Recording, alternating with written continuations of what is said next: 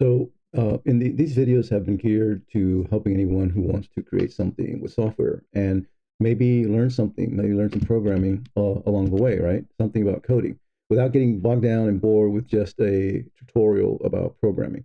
Now, in this era of uh, AI, the way you can learn to code has changed dramatically. And so I don't touch on the actual code so much.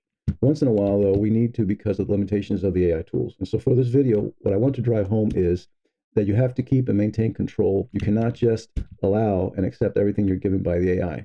So let me set up the problem and then I'll describe what I'm trying to get at. So right here, we have what I call the normal mode. And this normal mode has two parts to it. It has forward and backwards, and it has turning.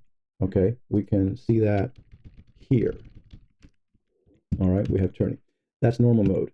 Then we have transition mode, which doesn't show up here, but it shows up in the 3D view where the player transitions from the center of the hallway and through the opening in this door, right? This right here, all that is transition. And this one you are not allowed to turn. So this is a rather simple one.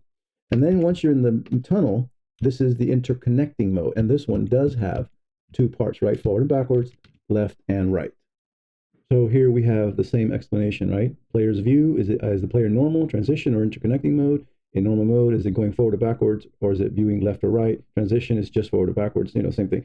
The point is, once the code goes through these particular paths, none of these are mixed up. If it's over here, the code is not over here, right? So you can write the functions accordingly. Now, unfortunately, this is not the code that Gemini was doing for me. Gemini was doing this. Oh, there's a hallway view and there's a side view. And when we're in the hallway view, which mode are we in? Oh, it's this, this, or this. And if it's the side view, which mode are we in? And it just got worse and worse and worse and more convoluted. Now, in all fairness, it's my fault because I wasn't looking at the code so much. But as I started to add more conditions, because what if in the game I decide I want to go upward, like really make it a more dimensional game where the player can tunnel upward, right? I realized, man, this is just getting out of hand. So we had to completely refactor the code, and I should have done this before.